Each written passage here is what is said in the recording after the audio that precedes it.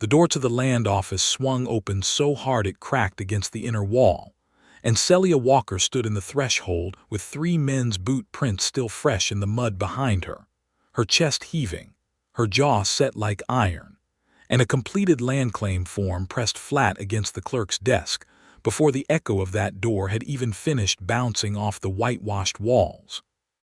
The clerk, a thin man named Harold Price who wore spectacles too large for his narrow face, looked up from his ledger with his pen hovering mid-stroke. He blinked once. He blinked twice.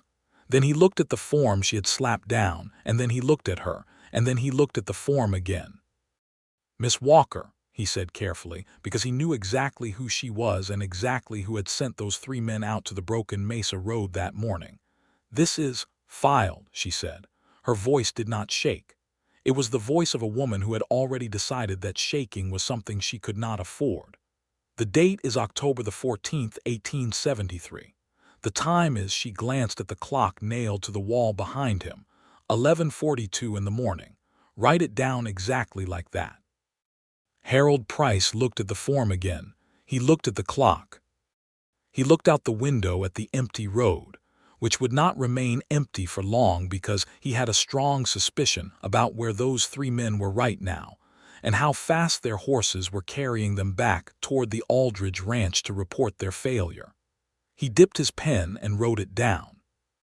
And that was how Celia Walker, 26 years old, the daughter of a dead homesteader, and the heir to a quarter section of the finest creek-fed land in the Paloma Basin of New Mexico Territory, beat Harlan Aldridge at his own game before he even realized the game had changed.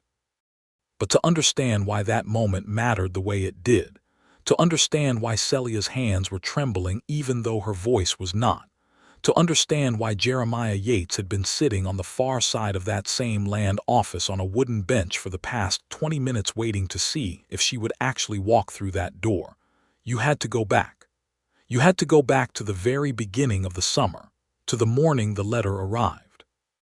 It was late June in the year 1873, when the letter from the Territorial Land Office reached the Walker homestead by way of a post rider named Cooper, who smelled of tobacco and bad decisions, and who handed Celia the envelope with the air of a man delivering something slightly unpleasant to someone who did not deserve it.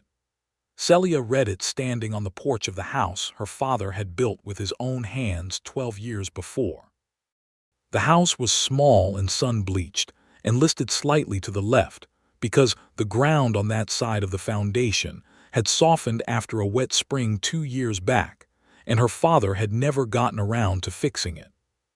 He had not gotten around to a great many things before his heart gave out in February of that same year, leaving Celia with the land, the mule, a broken-down team of 2 horses, $40 in coin, and a legal situation that was, according to the letter, considerably more complicated than she had believed. The letter explained, in the clipped formal language of territorial bureaucrats, that the original homestead claim filed by her father, Thomas Walker, in 1861 was registered under his name alone, and that under the current provisions of the Homestead Act as administered in New Mexico Territory, the transfer of that claim to a single unmarried female heir was subject to a secondary filing requirement that had to be completed within 180 days of the original claimant's death. The deadline was October the 17th, 1873. The filing had to be done in person at the Paloma Basin Land Office in the town of Calvary Creek. Calvary Creek was 40 miles away over difficult country. Celia folded the letter. She set it on the table inside. She went out to the barn and stood next to the mule for a long time thinking, because the mule was the only creature in the world that would listen to her think without offering an opinion. What she knew about Harlan Aldridge could fill a considerable ledger. He was 51 years old. He owned the largest cattle operation in the basin, running some 4,000 head across nearly 60,000 acres of deeded and leased land. He was a man who understood that in New Mexico Territory in 1873, power was not merely a matter of money, though he had plenty of that. It was a matter of water. And the Walker Quarter section sat directly astride the only reliable creek tributary on the western edge of the basin, the one that fed Aldridge's northern range during dry summers, and which he had been using under an informal arrangement with Thomas Walker for the past 8 years based on nothing more than a handshake and a promise to not cause trouble. Thomas Walker was dead. The handshake was dead with him. Harlan Aldridge wanted that land. He had made an offer 3 days after Thomas Walker's funeral, which Celia had considered an act of profound disrespect, and had declined with a politeness that cost her considerably more effort than the alternative. He had made a second offer a month later, this one sweetened with cash and softened with sympathy, and she had declined that one too. He had made a third offer through his lawyer in late May, and this one had come with a subtle suggestion that legal complications might arise around the inheritance if she was not cooperative, and she had declined that one in writing, through the same lawyer, with language that she chose very carefully. After that, there had been silence. And Celia had learned, through hard experience, that Harlan Aldridge's silences were more dangerous than his words. It was a woman named Rosa Gutierrez who told Celia about the 3 men. Rosa ran the only boarding house in the small settlement of Palo Verde, which sat 8 miles east of the Walker homestead at the junction of the main road and the creek trail. And Rosa knew everything that happened in the basin because men who stayed in her boarding house talked in their sleep and talked over dinner and talked whenever they thought no one was listening, which was most of the time. Rosa came to Celia on a Thursday in late September, riding her old sorrel mare with her dark hair pinned back, and her expression carrying the specific gravity of a woman delivering news she wishes were not true. "He hired 3 men out of Silver City," Rosa said, sitting at Celia's kitchen table with a cup of coffee between her hands. "Brought them in quiet 3 days ago, not his regular ranch hands. These are different men. A man named Cutter who did work for the railroad before the railroad decided he was too rough even for them. A man called Bess, which is not his real name, but it is what they call him. And a younger one whose name I could not learn, but he carries himself like someone who has done things he cannot take back." Celia was quiet. "They are not going to harm you," Rosa said carefully. "I do not think that is the plan. I think the plan is to stop you reaching Calvary Creek before the deadline, to delay you, to frighten you, to make the road difficult." "He wants me to miss the filing window," Celia said. "If you do not file, the land reverts to open claim status within 60 days. He already has a man ready to file on it the moment it becomes available." Celia looked at her coffee. She thought about her father, who had chosen this land with the careful consideration of a man who understood soil and water and slope, and who had built something on it with his hands over 12 years, and who had died believing his daughter would inherit what he built. She thought about the creek, and the way it sounded in spring when the snowmelt came down from the high country, and the cottonwood trees along its bank where she had spent summer afternoons as a girl reading books borrowed from the circuit preacher. She thought about Harlan Aldridge and his 3 men from Silver City and his complete certainty that a woman alone, with limited resources and a 40-mile road between her and the land office, could be managed, could be redirected, could be made to give up. She thought about all of that, and then she set down her coffee and she said, "Rosa, I need your help." What Rosa knew, and what Harlan Aldridge did not know, was that Celia Walker had been corresponding for 2 months with a man named Jeremiah Yates, a surveyor and former deputy sheriff who had come to the Paloma Basin in August to do contract survey work for the territorial government. He was 30 years old tall, with dark hair and serious gray eyes that were in the habit of seeing things other people missed.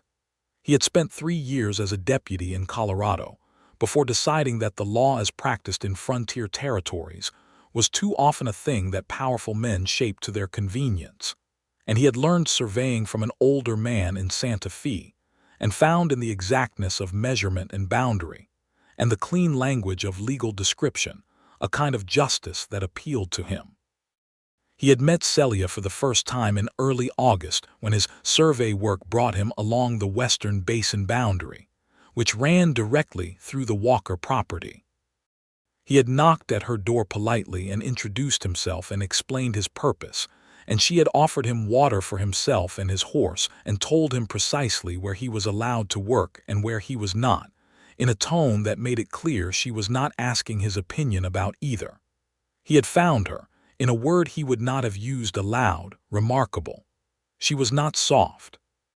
The Basin had a way of taking softness out of people, the way a river takes sediment, wearing it smooth through constant friction and time.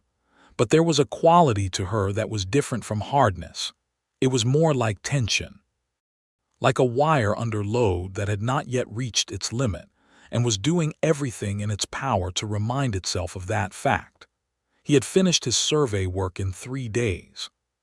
He had found reasons to pass by the Walker property 4 more times after that, each time with a legitimate pretext that grew progressively thinner, until the morning in early September when he had arrived without any pretext at all, and she had looked at him from the porch and said, "You might as well have coffee, Mr. Yates, since we both know why you're here."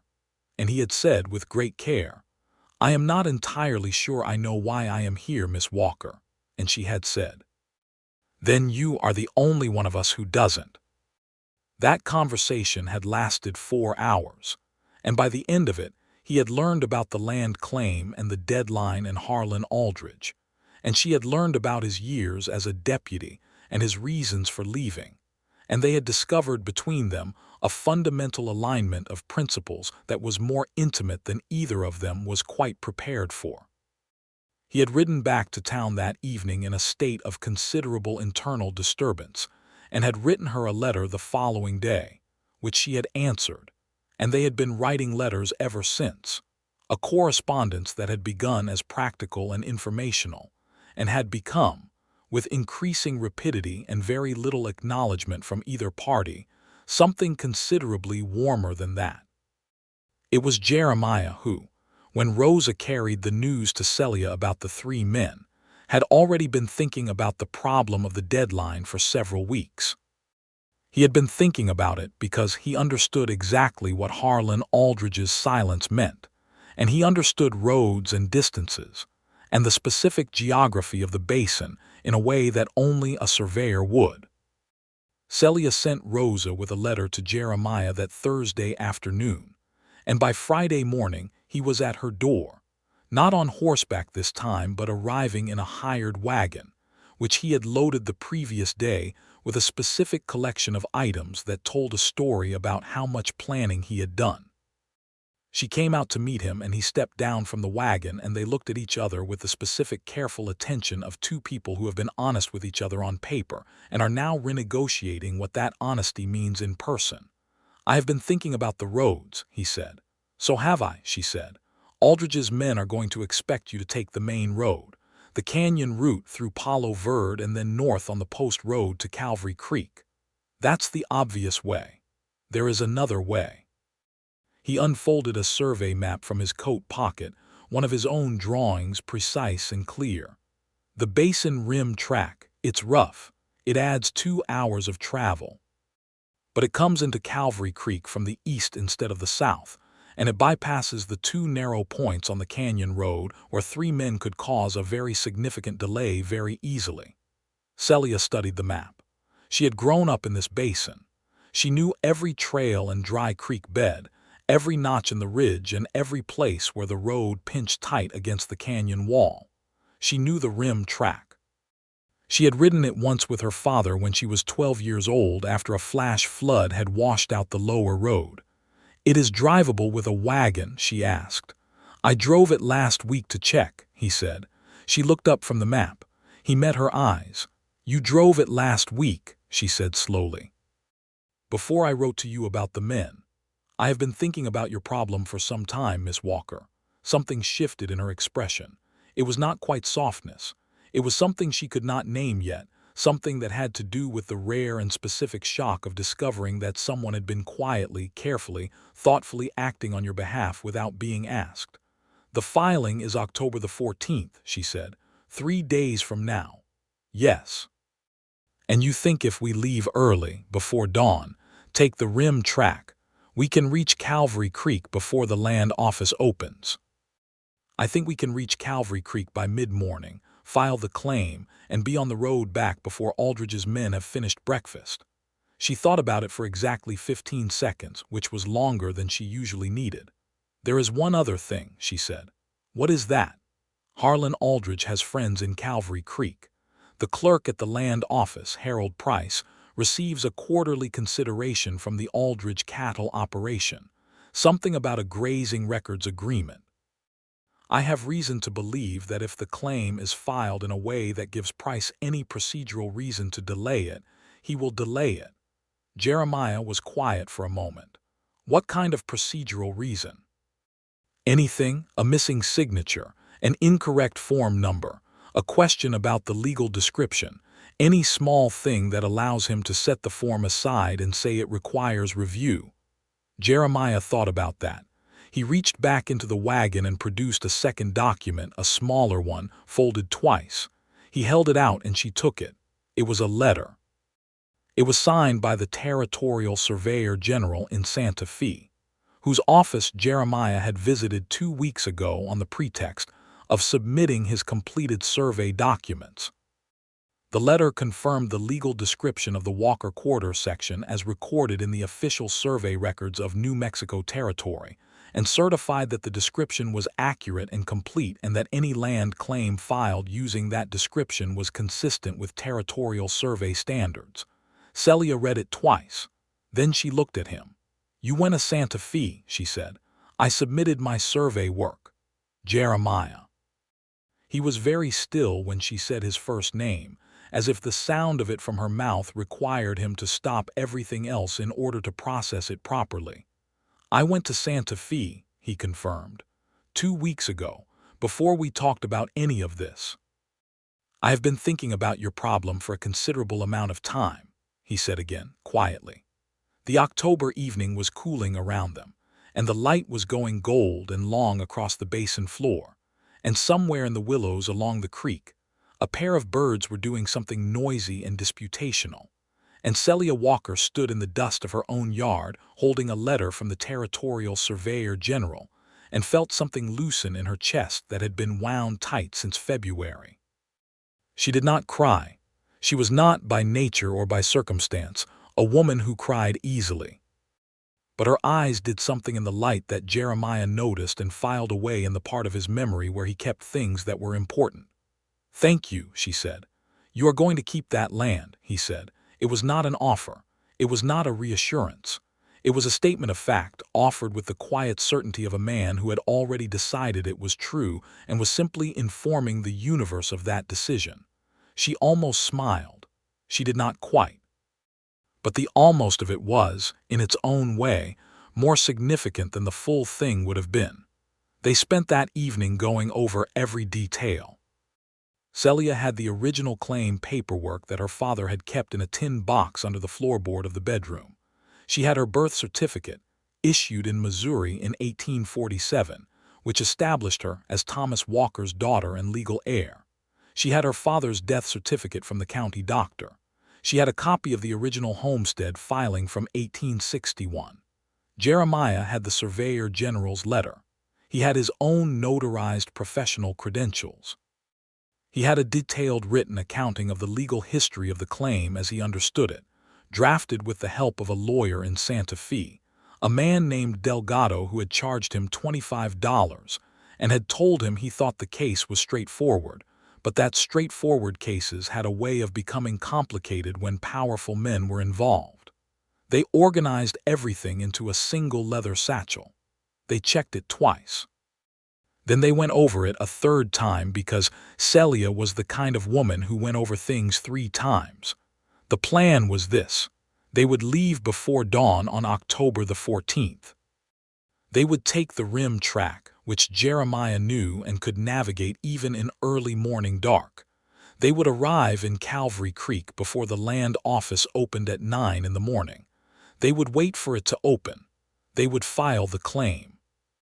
They would make sure Harold Price had no legitimate procedural reason to delay the filing.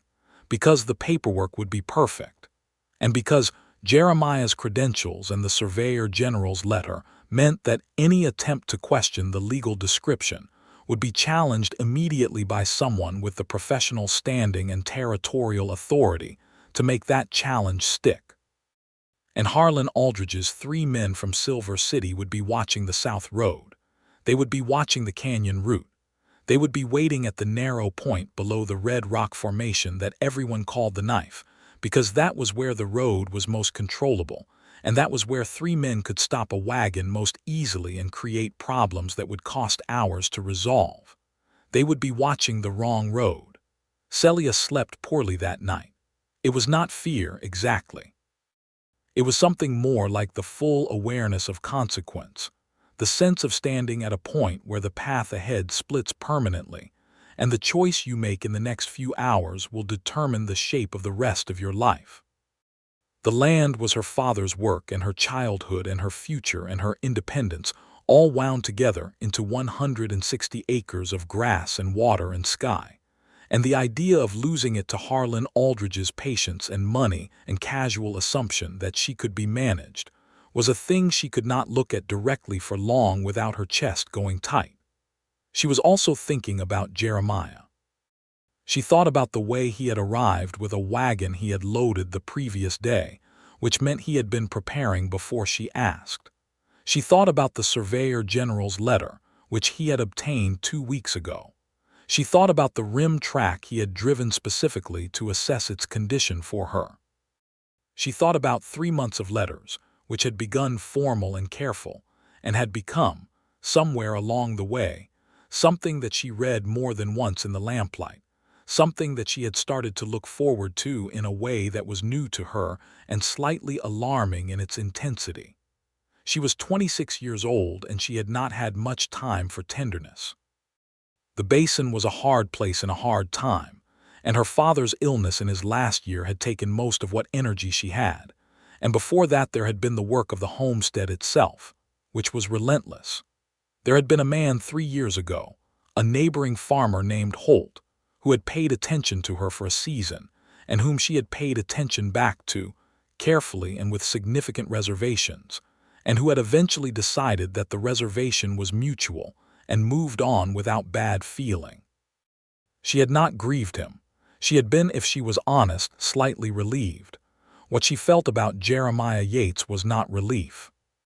It was something considerably more complicated and considerably more interesting, and it had a quality of danger to it that was entirely unlike the danger of Harlan Aldridge's hired men, because it threatened something she was much less confident about how to defend.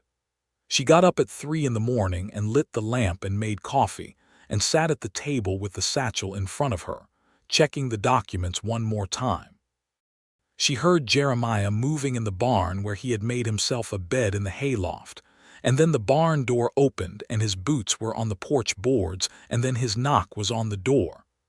"Coffee's ready," she said, loud enough for him to hear. He came in, ducking slightly under the low lintel even though he was not quite tall enough to need to, which was a habit she had noticed, as if he was always expecting ceilings to be lower than they were. He looked at the satchel and then at her. "Couldn't sleep either," he said. "No, I think the plan is solid." "I think the plan is solid too," she said. "I also think that Harlan Aldridge has been operating in this basin for 20 years and is very good at anticipating what other people will do. He is good at anticipating what people who are frightened of him will do," Jeremiah said. "He is less good at anticipating what people who are not." She looked at him. In the lamplight, his gray eyes had a quality that she found extremely difficult to look away from, which she was aware of and was managing through the application of considerable personal discipline. "Are you frightened of him?" she asked. "No," he said simply. "Are you?" She considered being honest and decided it was the only option available to her at 3 in the morning with her father's land at stake and a man sitting across the table who had driven a dangerous road alone specifically to make sure she could get through it safely. "I am frightened of losing," she said. "That is different." He nodded slowly. "Yes," he said, "it is." They left at 4 in the morning, before the horizon had begun to gray. with the wagon horses moving at a careful walk along the familiar first mile, before the track lifted toward the basin rim, and the going became something that required Jeremiah's full attention and the horses' full cooperation. The rim track was everything the map had promised, and several things the map could not adequately convey, including a half-mile section where the left wheels ran 12 inches from a drop that Celia declined to look at directly, and a creek crossing that was shallow but rocky and required them both to get out and guide the horses through with hands on the bridle. The morning air was cold with the particular clarity of high desert October, and the stars were going out one by one in the east as they climbed, and the smell of sage and juniper was so clean and sharp it felt like something her lungs did not entirely deserve. Jeremiah drove with the focused competence of a man who had assessed the problem in advance and was now executing against that assessment, making small adjustments, reading the ground ahead, speaking quietly to the horses when the footing was uncertain. He did not perform his competence. He simply applied it. Celia noticed this the way she noticed everything, carefully, and with the awareness that what she was noticing mattered. They talked, because 40 miles is a long way and silence has a weight that eventually requires acknowledgement. They talked about his time as a deputy in Colorado, which had given him a comprehensive education in the ways that law and power intersect and diverge, and which he had ultimately left because he had been required once too often to enforce the former in service of the latter. He told her about a particular incident in a mining camp near Leadville, a claim dispute not entirely unlike her own, where a powerful man had used legal procedure as a weapon and Jeremiah had been positioned on the wrong side of it, and the memory of that still sat in him like a splinter. He had not been able to work free. She told him about her father, who had been a quiet, methodical man with strong opinions about soil drainage and very few opinions about anything else, who had homesteaded alone for 4 years before her mother arrived from Missouri, and had spent the rest of his life trying to make the place worthy of the woman he had brought to it. She talked about learning to ride and to read the weather and to manage water rights and to negotiate with her neighbors in the careful, measured way of people who know they will be neighbors for a very long time, and that every interaction is an investment in a relationship that can never be fully spent. "He would have liked you," she said at some point, meaning her father, and then she was aware of the implications of what she had said and was quiet for a moment. "I hope so," Jeremiah said, with a simplicity that somehow carried more weight than a more elaborate response would have. The sun was up and warm by the time the rim track descended back toward the basin floor on the east side, and the road smoothed out, and Calvary Creek came into view below them, a scattering of adobe and frame buildings along a street that was beginning its day with the sluggish deliberateness of a place that was neither large enough to be hurried nor small enough to be intimate. They arrived at the south edge of town at 8:40 in the morning. The land office did not open until 9. They stopped the wagon in front of the building, and Jeremiah wrapped the reins, and they both sat for a moment in the quiet before the opening, the satchel between them. "Whatever happens in there," Celia said. "Whatever happens in there," he agreed, which was not an answer to anything she had said but was, somehow, exactly the right response. Harold Price arrived at 9:03, fumbling with his keys, and found them waiting on the step. He looked at them with the expression of a man who has been hoping for a particular outcome and is now realizing that the universe has other plans. Celia went in first. She put the form on the desk. She put the satchel on the desk next to it. She looked at Harold Price and said, "October the 14th, 1873. 11:42. And then she checked the clock and corrected herself. 9:04 in the morning. I am filing a land claim on behalf of the estate of Thomas Walker, deceased, for the quarter section designated in the survey records as Miss Walker," Harold Price said carefully, pushing his large spectacles up his nose. "There may be some procedural questions about the form of this filing that I need to, Mr. Price," Jeremiah said from behind her, his voice carrying the particular quality of a man who has been a law officer and who knows exactly how to make a sentence sound like the last warning before consequences.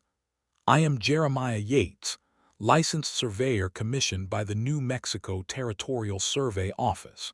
I have a letter here from Surveyor General Morrison in Santa Fe certifying the legal description of this claim. I also have a copy of the territorial regulations regarding the secondary filing requirement for heirs of deceased homestead claimants, which I would invite you to review, specifically Section 14, which makes clear that the only grounds for refusing a filing in person are fraud or material misrepresentation. I see neither here. Do you?" Harold Price looked at the letter from Surveyor General Morrison.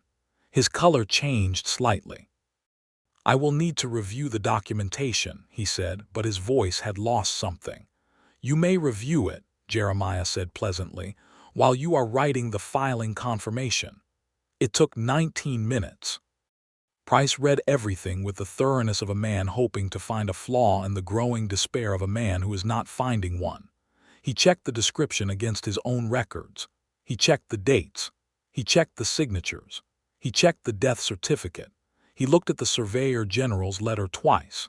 At 9:23 in the morning, Harold Price wrote the filing confirmation, stamped it with the official seal of the Paloma Basin Land Registry, signed it, and handed Celia Walker a receipt. She took it with both hands.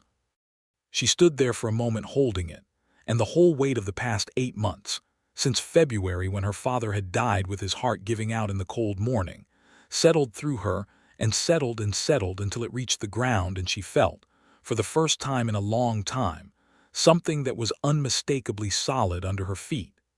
Jeremiah was watching her. He had been watching her since she walked in the door, in the careful way of someone who cannot quite make himself stop.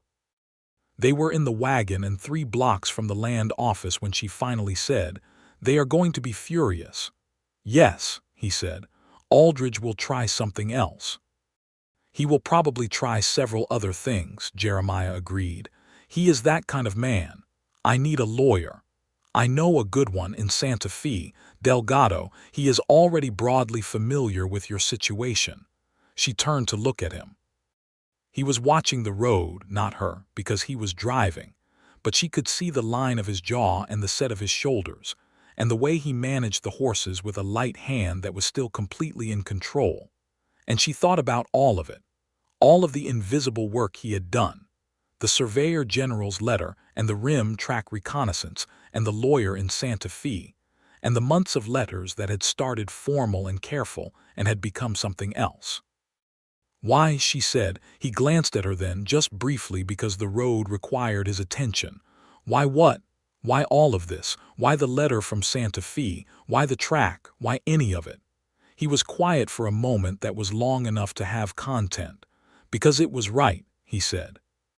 "And because," and here he paused again, with the caution of a man who has been precise and careful his whole life, and is now arriving at a territory where precision is both more important and more difficult than usual. "I did not want you to lose. Not for any general principle about justice or homestead rights or the abuse of power by men like Aldridge. All of that is true, but that is not," he stopped. He started again. "I did not want you specifically to lose." She sat with that for a while. The road was smooth now, the regular post road south, the wind off the high country coming in from the west with its smell of pinon and distance, and the horses moving at a good steady pace, and the satchel with the filing confirmation in it sitting between them on the bench like a fact the universe had agreed to acknowledge. 3 days ride back is a long time," she said finally. 2 days, he said. "We can make better time on the main road now. No need for the rim track going back." 2 days, she agreed. "Unless we stop somewhere," he said very carefully. "Unless there is something to discuss that requires the time." She looked at him again. He was looking at the road with an expression that she was beginning to understand was his version of holding very still and waiting to see what would happen. "There might be something to discuss," she said. He nodded once slowly, as if this information required a moment of internal accounting. They made camp that first night at a spot Jeremiah had clearly identified in advance, a flat piece of ground near a spring on the east side of the road, with a ring of stones for a fire already in place from some previous traveler, and a line of cottonwoods offering shelter from the wind. He was efficient about the camp in the same undemonstrative way he was efficient about everything, and she helped, and they worked together around the fire with the comfortable ease of people who have discovered they occupy space in compatible ways. After dinner, which was beans and salt pork from the stores he had packed and coffee that was considerably better than she expected, they sat by the fire and talked, and this time the talking had a different quality than the mornings, because the day was done and the claim was filed, and the specific pressure of the deadline had lifted, and what remained was just the two of them and the fire and the enormous October stars over the New Mexico desert. He told her about his family, who were back in Ohio, and who he wrote to regularly and visited rarely, because Ohio was a very long way from where his life had taken him. He had a younger sister, 22 years old, who was newly married, and had written him a letter in August that had made him think for the first time in a while about what he wanted his own life to look like in 5 years or 10. She told him about what she planned to do with the land, now that it was secure. She had ideas, careful, considered ideas about improving the irrigation on the south field and about a small cattle operation, nothing like Aldridge's empire but something sustainable, and about the house, which needed the foundation fixed on the left side, and which she had been mentally renovating for years with no particular urgency, because the renovating had always seemed like something that could wait until the other things were handled. The foundation is the first thing, Jeremiah said. You fix the foundation and the rest of it follows. That is generally true of most things, she said. He looked at her across the fire. The light moved over his face with the irregular honesty that firelight has, showing things that daylight might allow a person to manage more carefully. Celia, he said. Yes, she said. He seemed to consider with great seriousness his next words. I have been extremely cautious, he said, in how I have expressed myself in this whole business because you had a crisis and I did not want to complicate things. I did not want you to feel that my help had conditions attached to it. It does not. The help was given freely, and whatever happens between us has nothing to do with any obligation. She was watching him very carefully now. But I would like very much, he said, for there to be something between us when you are ready, if you want that. The fire cracked and sent a small column of sparks up into the dark. Somewhere in the distance a coyote said something brief and philosophical about the nature of the night. I have been thinking about you, she said, since August. He was quiet, and not in a manner consistent with a professional acquaintance, she continued. No, he said. Nor have I. I am not easy, she said, meaning it as an honest warning and not as an apology. I have strong opinions, and I am not inclined to defer to anyone, and the land is my first obligation, and I do not know how any of that fits with what you might be looking for. What I am looking for, he said slowly, as if he had thought about this and was now reporting his conclusions, is someone whose company makes the world more interesting and more worth being in. I have not found that to be a common occurrence. He paused. I find it in you, quite substantially. She sat with that. I find it in you as well, she said, quite substantially. The fire burned lower. The stars turned slowly overhead in their ancient, indifferent way. And Celia Walker and Jeremiah Yates sat on opposite sides of the fire and looked at each other. And between them, something settled into place that had been in the process of settling for months. The way a foundation settles when the soil finally stops shifting, and the structure above it can begin to carry real weight. The next morning they broke camp early and rode south on the main road, and they talked the whole way, the easy continuous talking of people who have discovered that the other person's mind is somewhere they want to keep returning to. And twice they stopped for water, and each time there was a moment between the stopping and the starting again, where they were close enough that the air between them had a quality that was not quite ordinary air anymore. It was at the second stop that he reached out and took her hand, not dramatically, not with any particular ceremony, just reaching out and taking it the way you take something you have decided belongs to you, but which you are asking permission about in the same gesture. She let him. She held his hand and looked at the New Mexico sky, which was so blue in October it was almost aggressive about it. And she thought that this was a thing she had not known she was waiting for, and which felt, now that it was here, entirely natural and entirely necessary and entirely hers. They arrived back at the Walker homestead on the afternoon of October the 16th, a day before the actual deadline, but 3 days after the filing had been confirmed and sealed and recorded in the official register of the Paloma Basin Land Registry. 3 days too late for Harlan Aldridge to do anything about it. Word had traveled faster than their wagon. Rosa Gutierrez met them at the property gate with a smile that held genuine satisfaction and the particular warmth of a woman who has watched things unfold correctly. "His 3 men came back sometime in the middle of the day after you left," she said. "They sat at the knife for 6 hours waiting for you and then gave up and rode back. By the time they reported to Aldridge, you had already been in Calvary Creek for hours. By the time he understood what happened, it was done." Celia absorbed this. "How did he take it?" "He threw something," Rosa said. "Something breakable, his cook told me." Jeremiah had the very specific expression of a man who is being extremely careful not to smile about something. Celia looked at him, he looked at her. "The foundation," she said. "The foundation," he agreed. He stayed. This was not something that happened all at once or in any single decision. It happened in the way that most true things happen, through a series of small choices that accumulate into something large and permanent. He had survey work in the area that extended through the winter, legitimate territorial contract work that kept him in the Basin. He took a room in Palo Verde at Rosa's boarding house and came to the Walker homestead 3 and 4 days a week.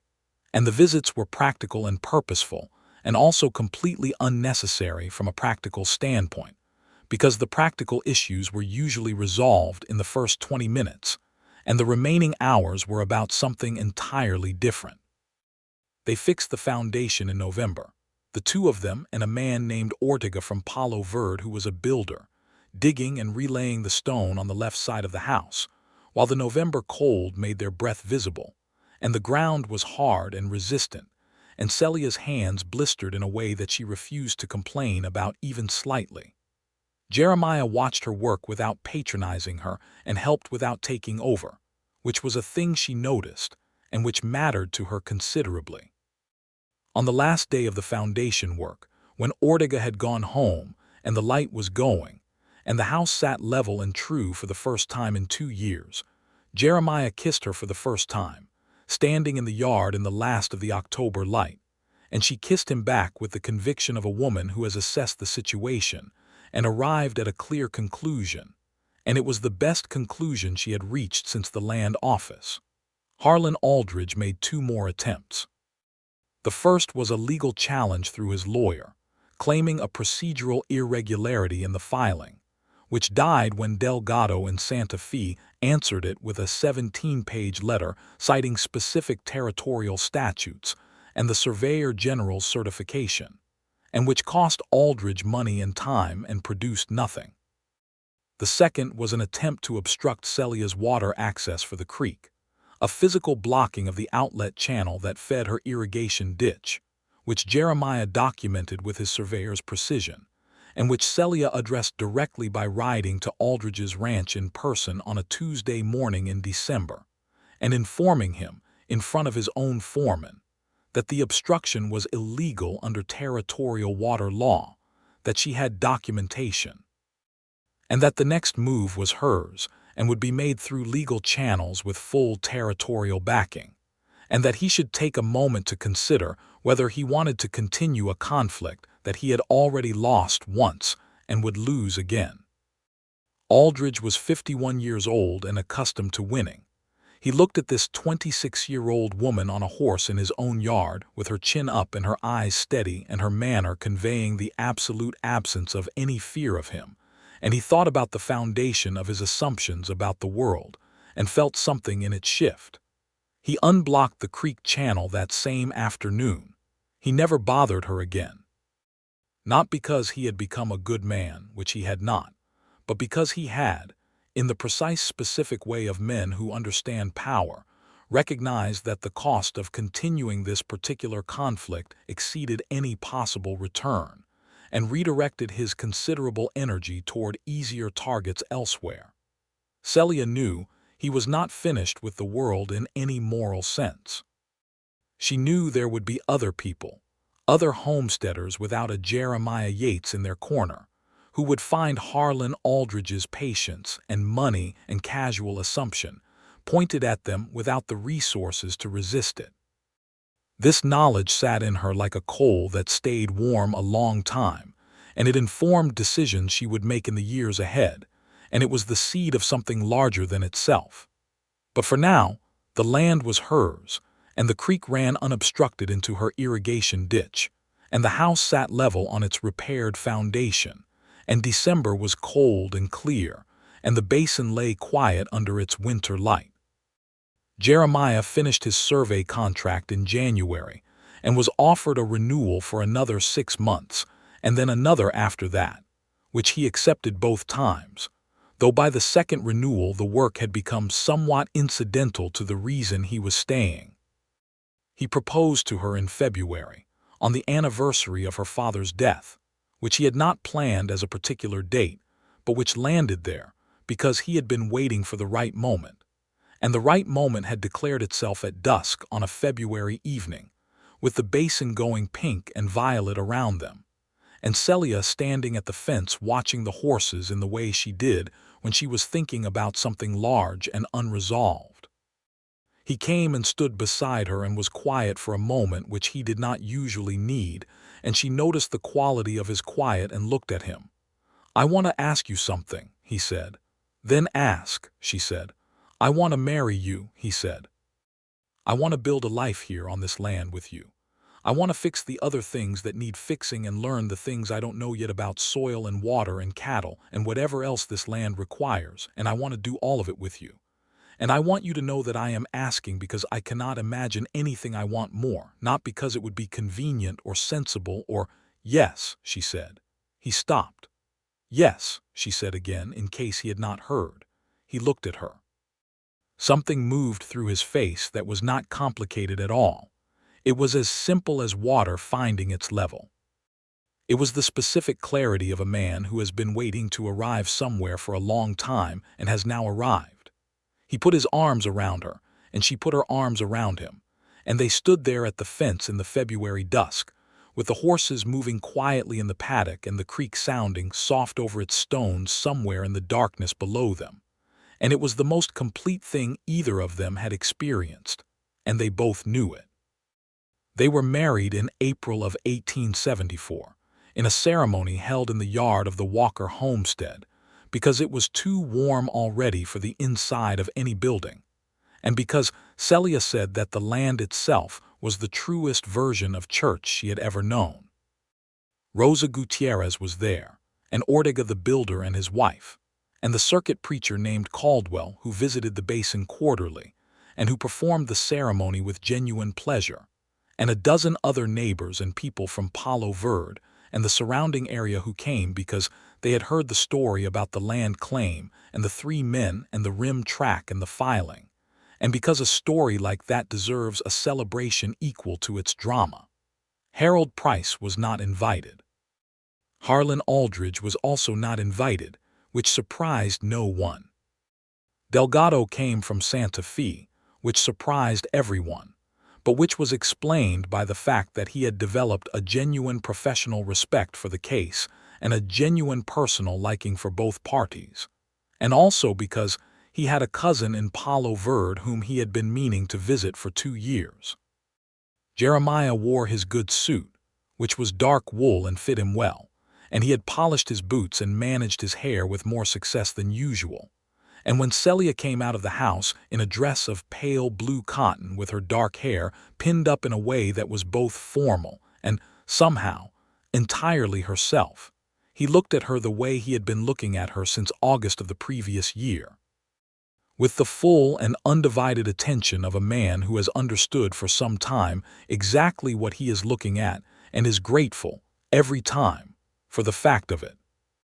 She walked to him without ceremony because ceremony was not quite her nature, and she stood beside him and looked at the preacher and then at Jeremiah and said, quietly, just to him, "Ready." "Ready," he said. The preacher said the words that needed saying. They said the words back that needed to be said back.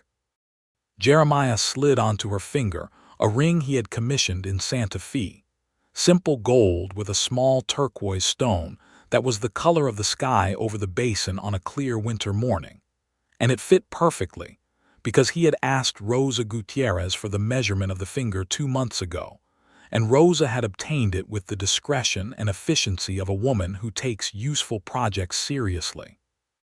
The April afternoon was warm and full of birdsong from the cottonwoods along the creek, and someone had brought fiddles, and the yard became a party that went on until the stars came out, and the fire was built up, and even the serious people danced, and Rosa laughed until she had to sit down, and Delgado drank more than he had planned and delivered a speech in mixed English and Spanish about justice and property and love that was considerably longer than necessary and entirely welcome. Celia danced with Jeremiah in the firelight and felt the solid reality of his hand on her back and the sound of the fiddle and the smell of wood smoke and the particular quality of the October stars, except it was April now, and the stars over New Mexico were the same stars in any season, indifferent and eternal and entirely beautiful. "What happens next?" she said quietly, because they were close enough that she could say it softly. "Everything," he said. He was not wrong. Jeremiah wound down his survey contract and completed his obligations to the territorial office by June, and turned his attention full-time to the homestead, which needed a man's labor in a practical sense, and also a man's partnership in every other sense, and which he gave himself to with the same focused competence that characterized everything he did. They expanded the cattle operation that first summer, carefully, buying 12 head from a reliable source in the southern basin, and building the herd methodically. Jeremiah brought skills to the enterprise that complemented Celia's. He understood legal description and water rights and the formal recording of land improvements, and she understood the land itself, its specific temperament and requirements, with the intimacy of a person who has watched it through all 4 seasons for 20 years. The irrigation improvement on the South Field was completed in the autumn of 1874, and it changed the productivity of that field substantially, which changed the numbers for the following year, and the year after that the numbers changed again in ways that were compounding and encouraging. Celia also began something else, something that grew out of the coal she carried about the injustices of the basin and the homesteaders who did not have resources to defend their claims against powerful men.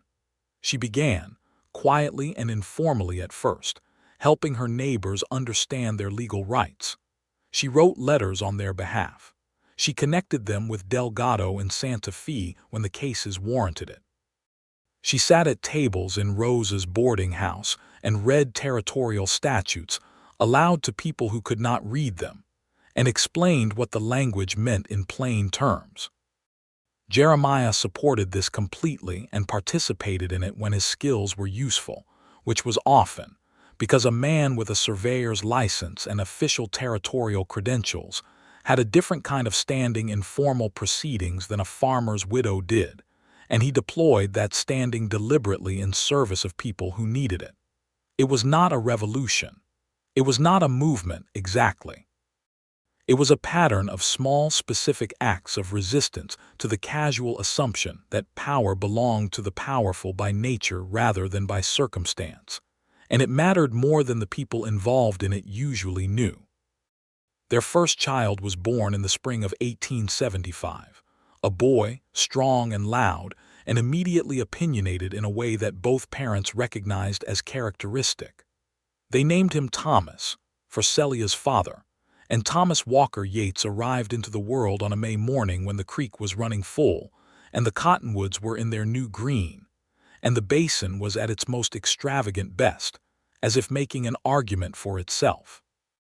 Jeremiah held his son for the first time with the specific stillness of a man who has encountered something that exceeds his capacity to respond to it in any ordinary way, and Celia watched him holding the baby and felt something enormous and quiet move through her, the understanding that this was what the land was for, in the end. Not just the grass and the water and the cattle operation and the legal victory over Harlan Aldridge's arrogance. It was for this.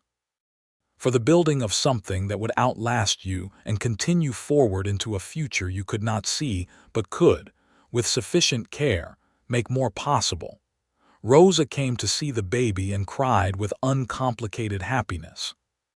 Delgado sent a letter from Santa Fe with entirely too many warm words and a small silver rattle that he said was traditional in his family for new boys.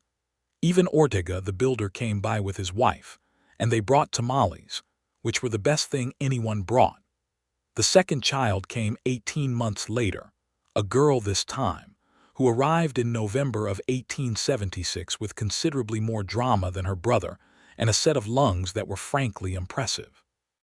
They named her Clara, after Jeremiah's mother in Ohio, and Thomas was 2.5 and received his sister with the philosophical uncertainty of a person who has been told something is a gift, but is not yet sure he agrees.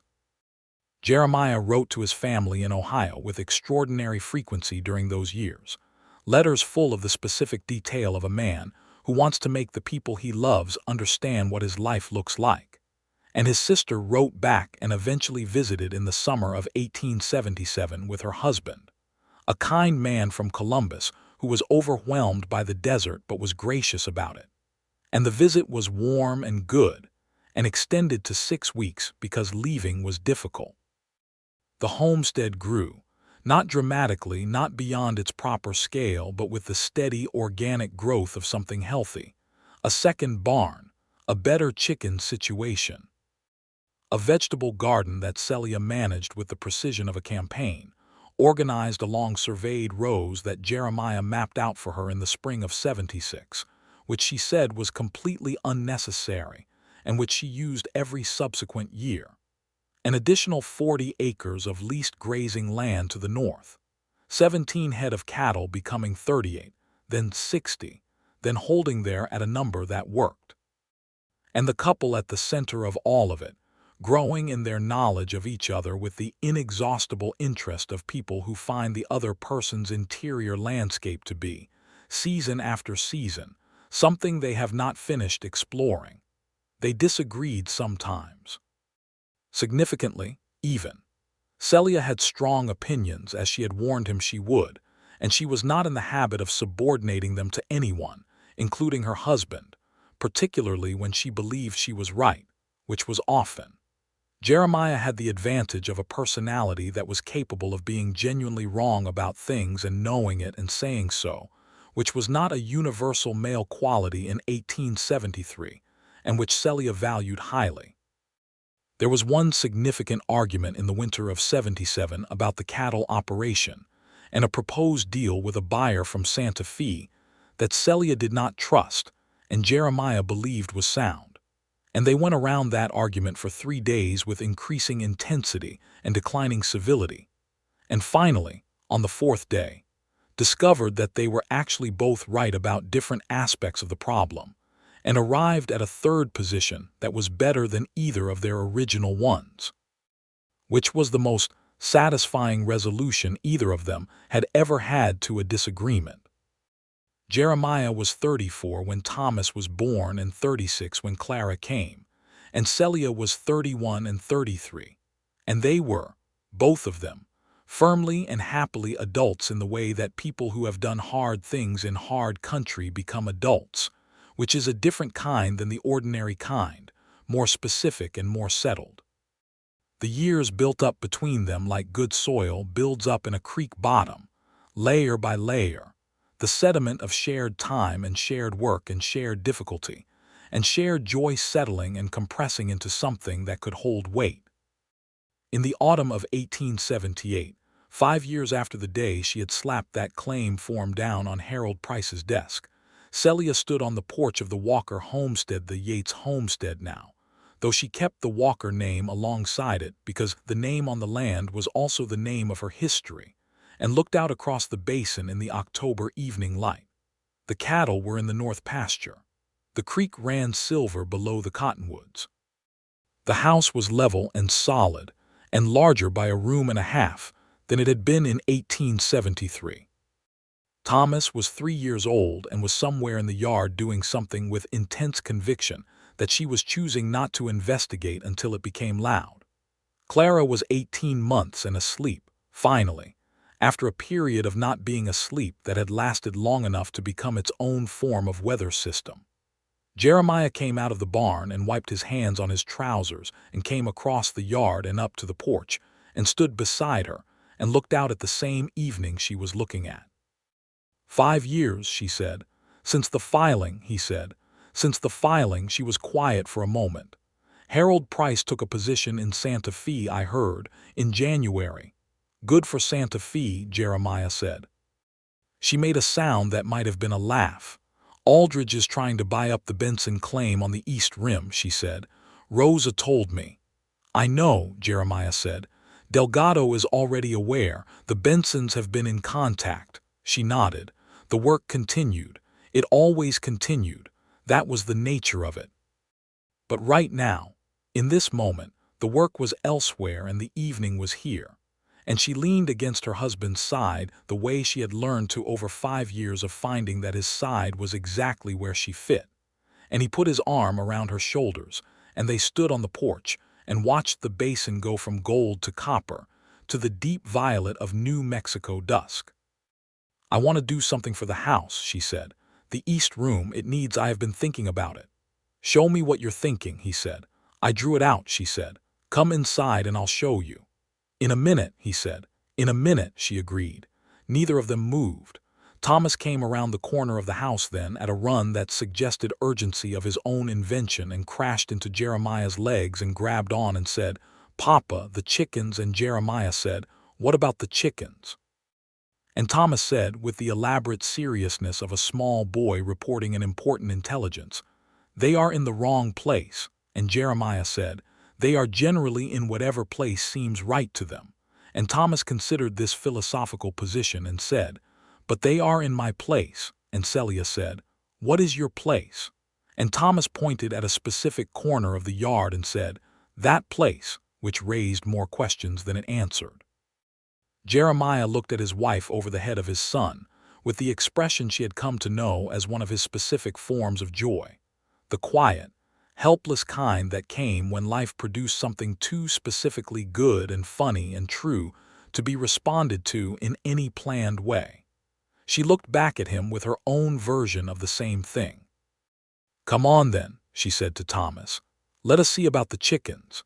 And the three of them went off the porch into the last of the evening light, the boy between them grabbing a hand each and lifting his feet off the ground to be swung, shouting with the pure, uncomplicated joy of being small and held and swinging. And the Basin went on around them in its ancient, indifferent beauty, and the creek ran on over its stones, and the house sat level and solid on its repaired foundation. And the claim was filed and sealed and recorded in the official register of the Paloma Basin Land Registry, and had been for 5 years, and would be for as long as records were kept. In the spring of 1880, Celia was 32 years old when she and Jeremiah welcomed their third child, another boy, who arrived at the end of March when the first warm days were making arguments against winter, and the creek was running high with snowmelt. They named him Robert James Yates, after Jeremiah's father, and he was a smaller, quieter baby than Thomas had been, with dark eyes that observed everything with a seriousness that made people laugh when they looked at him. Thomas was 5 and greeted his new brother with the authority of a person who has been in the position of older sibling once before and knows what to expect. Clara was 3 and was primarily interested in whether the baby was going to require more of her mother's attention than was acceptable, a concern that was resolved over several weeks by the discovery that having a baby in the house was actually quite interesting, and that you could make him laugh by making faces, which was an excellent power to have. That same spring, Rosa Gutierrez announced that she was selling the boarding house. She was 53 years old, and her sister in Tucson had written asking her to come, and the Basin had given her what it had to give, and Tucson was warm, and her sister was there. She sold the boarding house to a couple from Missouri who were moving west and who had good references and who paid her a fair price, and she came to say goodbye to Celia and Jeremiah on a May morning when the cottonwoods were full and the yard was loud with bird song. Rosa and Celia held each other for a long time. They had known each other for 7 years, and Rosa had been the one who brought the news about the 3 men and had been at the wedding and had met every child and had sat at the Walker table more times than anyone could count. "You did the right thing," Rosa said, meaning the land and the filing and the whole of it. "Everything you did was right." "You helped," Celia said. "I told you what I knew," Rosa said. "You did the rest." She looked at Jeremiah, who had come out to see her off. "You take care of her," Rosa said. "She takes care of herself considerably better than I do," Jeremiah said with complete sincerity. Rosa smiled at him in the specific way of a woman who appreciates a man who knows what is true. Then she got up on her horse and rode south, and Celia watched her go until the road bent and the cottonwoods closed behind her. "I am going to miss her," she said. "Yes," Jeremiah said. He put his hand on the back of her neck, gently, the way he did when she was carrying something heavy. She leaned back into him briefly, just briefly, and then stood up straight and said, "The east room still needs finishing. Ortega said he can come next week if we confirm it today." "I will ride to Palo Verde this afternoon," he said. "Good," she said, and went back into the house, which was her father's house and her husband's house and her children's house, and which stood level and solid and whole on its own good ground. The east room was completed in June, which gave them a proper study where Jeremiah could keep his survey materials and his maps, and the growing collection of territorial legal documents that had accumulated through years of helping neighbors with claims and water rights disputes, and where Celia kept the correspondence related to the informal advocacy work she had made into something almost organized, almost institutional. Almost. She was not, by nature, an institution. She was a woman with strong opinions and a good understanding of law and a deep personal experience of what it meant to fight for what was yours against someone who had more money and more power and more certainty that you would give up.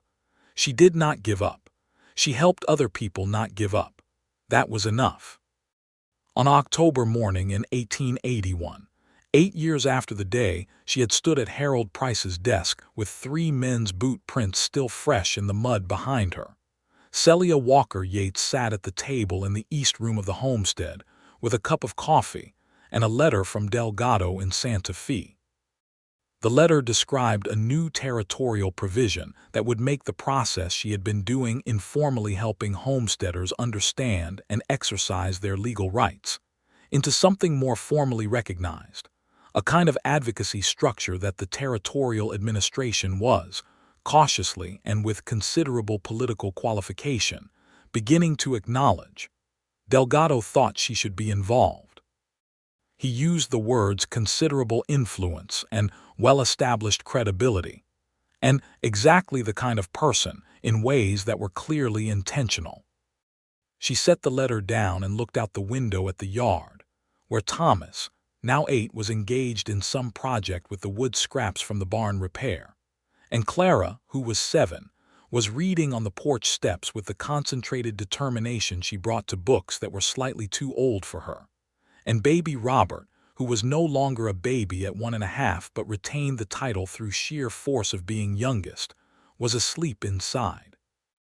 Jeremiah came in through the back door with mud on his boots and the expression of a man who has been doing satisfying physical work and is aware of it. "Delgado wrote," she said. He looked at the letter. He read it. He looked at her. "What are you thinking?" he said. "I am thinking," she said, "about the foundation." He waited. "You fix the foundation," she said, "and the rest of it follows." He sat down across from her. He put his hands on the table, which were large and tanned and marked with the small scars of 8 years of frontier work, and he looked at her the way he had been looking at her since August of 1873, with the full and undivided attention of a man who finds in this one person something he has not finished discovering and does not intend to. "Then we write back to Delgado," he said. "Yes," she said. "And we say yes," she said. "We say we are interested. We say come and talk to us. We say that the Basin has more homesteaders than ever and more men like Aldridge than ever, and that if the territory is serious about this, then so are we." He was smiling. He did not try to stop it. "You have been thinking about this for a while," he said. "I have been thinking about it," she said, "since the day I filed that claim." Outside, Thomas said something loud and possibly argumentative, and Clara said something back that was precise and slightly devastating in the way that her responses often were. And the October morning went on around the homestead with its particular beauty, the light coming off the basin floor in long gold lines, the creek sounding below the cottonwoods, the cattle visible in the north pasture as small dark shapes against the grass, the mountains blue and permanent on the horizon. Celia Walker Yates sat at the table in the house her father built on the land her father claimed, and her filing secured, with her husband across from her and her children outside and her future ahead of her. And she thought about a morning 8 years ago when she had walked into a land office with 3 men's boot prints in the mud behind her, and had slapped a completed claim form down on Harold Price's desk before the echo of the door had finished bouncing off the walls. She had been so certain in that moment, and so afraid, and so entirely determined that fear was not going to be the thing that made the decision. She was still all 3 of those things. The certainty had more backing now, more evidence. The fear had different objects, and the determination had, if anything, grown deeper, because determination is not something that depletes with use. It is something that strengthens the way a muscle strengthens through the consistent application of load. "Jeremiah," she said. "Yes," he said. "We are going to need a bigger study." He laughed. It was a real laugh, the kind that came from deep in the chest and did not leave room for anything else.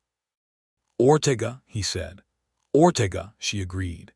She picked up the letter and wrote at the bottom in her clean, certain hand, in the space below Delgado's careful formal script, "We accept. Come when you are ready. There is much to discuss."